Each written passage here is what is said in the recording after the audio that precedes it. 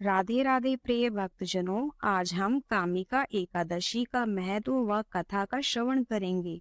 इस कथा को श्रवण करने मात्र से ही श्री हरि विष्णु के वैकुंठ धाम की प्राप्ति होती है।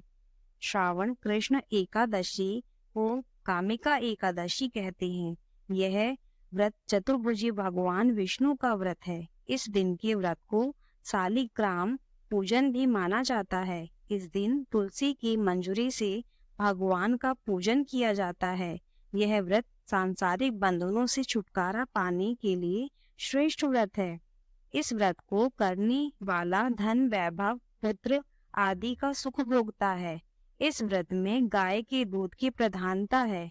गाय के दूध से ही भगवान का पूजन स्नान आदि करना चाहिए और व्रती को भी गाय के दूध का लोटा भर लेना चाहिए। कथा इस प्रकार है। कुंती पुत्र धर्मराज युधिष्ठिर बोले, हे भगवान, आप मुझे कृपा करके श्रावण कृष्ण एकादशी का क्या नाम है, इसकी विधि क्या है, इसमें कौन से देवता की पूजा होती है तथा इस व्रत को करने से मनुष्य को क्या फल मिलता है, यह बताइए। भगवान श्री कृष्ण ने कहा, हे युधिष्ठिर, इस एकादशी का वर्णन एक समय ब्रह्मा जी ने नारद जी के पूछने पर उन्हें सुनाया था।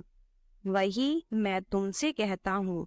ब्रह्मा जी ने कहा, हे नारद, श्रावण मास की कृष्ण पक्ष एकादशी का नाम कामिका है। उसके सुनने मात्र से अनंत फल मिलता है। इस दिन शंख चक्र गदा पद्मधारी विष्णु भगवान का हरि माधव मधुसूदन आदि नामों से पूजन किया जाता है। गंगा काशी और पुष्कर स्नान के फल से अधिक विष्णु भगवान के पूजन का फल होता है। श्रावण मास में भगवान का पूजन करने से देवता गंधर्व और सूर्य आदि सब पूजित हो जाते हैं। अतः पापों को नष्ट करने के लिए मनुष्य को कामिका एकादशी का व्रत और विष्णु भगवान का पूजन श्रावण मास में अवश्य करना चाहिए। जो भक्त लोग कामिका एकादशी के व्रत में विश्वास करते हैं और इसके साथ विष्णु भगवान का पूजन भी करते हैं, वो व्रत के प्रभाव से उनके सब देवों, किन्नरों, नागों, पितरों का पूजन हो जाता है। इसलिए मनुष्य को पापों से मुक्ति पाने के लिए यह व्रत नियम अनुसार व विधि पूर्वक करना चाहिए। यह व्रत मनुष्य को मरते समय नरक में जाने से बचाता है। इसके पुण्य प्रभाव से कोई योनि भी नहीं मिलती। जो व्रती इस एकादशी का व्रत करते हुए भक्ति पूर्वक तुलसी दल विष्णु भगवान को अर्पित करते हैं, वे पापों से दूर रहते हैं। श्री विष्णु भगवान रत्न मोती मणि तथा आभूषण आदि से इतने प्रसन्न नहीं होते हैं जितने तुलसी दल से होते हैं। तुलसी दल पूजन का फल 4 भार चांदी और 1 भार स्वर्ण के दान के बराबर माना गया है। ब्रह्मा जी बोले, हे नारद, मैं स्वयं भगवान की अति प्रिय तुलसी को सदैव नमस्कार करता हूँ। तुलसी को सींचने से मनुष्य की सब यातनाएं नष्ट हो जाती हैं।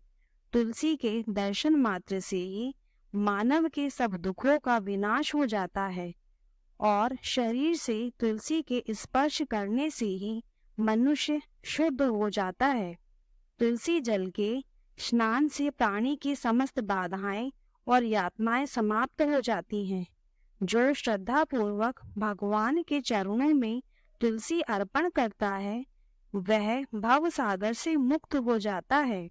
कामिका एकादशी को रात्रि जागरण व दीपदान करने वालों को प्राप्त पुण्य का वर्णन करने में स्वयं चित्रगुप्त भी असमर्थ हैं। एकादशी व्रत के दिन प्रभु के समक्ष दीप जलाने वालों के पितरों उस दिन स्वर्ग में जाते हैं। उन्हें स्वर्ग जाने पर हजारों दीपों की रोशनी प्राप्त होती है।